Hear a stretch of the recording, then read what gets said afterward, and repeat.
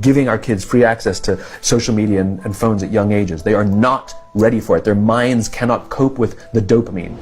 They can only have it up to a certain hour, and you take it away.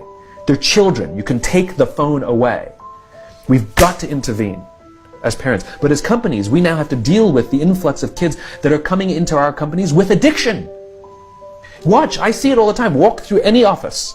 You'll see the older employees have their phones on the sides of their computers as they're working. You'll see the youngest employees have their phones face up in front of their keyboards between their arms as they're working. And this is how they work.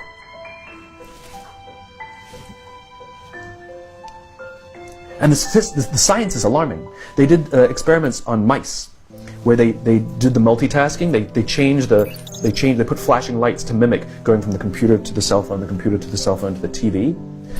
The mice that were exposed to the changing lights, it took them 3 times longer to solve a maze than the mice that weren't, and the damage was permanent. There is a subconscious reaction to these devices when we use them, okay?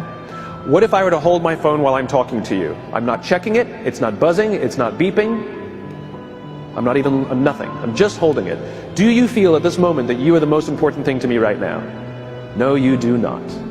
Because there is a subconscious reaction we have to the device. When it is out, it makes the people around us feel that they are less important. So when we're walking down the halls in our offices and somebody says, hey boss, can I ask you a question? You go, sure, what's on your mind? We've just told them they're not that important. Or we can go, sure, what's on your mind? And if you don't have a pocket, find a shelf, put it on the shelf, come back and say, sure, what's on your mind?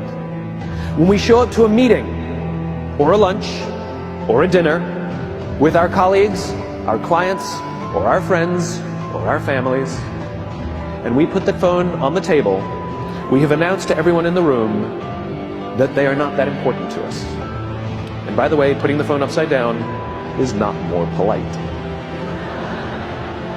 My favorite one is when the meeting or at a lunch with someone, that the phone will ring and the caller ID will pop up and they will go, I'm not going to get it.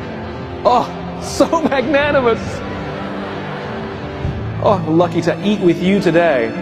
Or they could just put the damn thing away. You can tell how addicted we are. When somebody pulls out their phone when you're with them, how uncomfortable does that make us feel? You're walking down the street with someone, they pull their phone out. We feel stupid, so what do? We pull our phones out. We're so addicted. Somebody goes to the bathroom when we're at dinner, and what do we have to sit there by ourselves? God forbid we should look around the room for 5 minutes. We pull our phones out. Meetings, awful. What do we do when a meeting happens, right? Everybody's sitting waiting for the meeting to start. Bob's running a few minutes late. Bob's here? Okay, start the meeting. Do you know when relationships are built? All that in between time.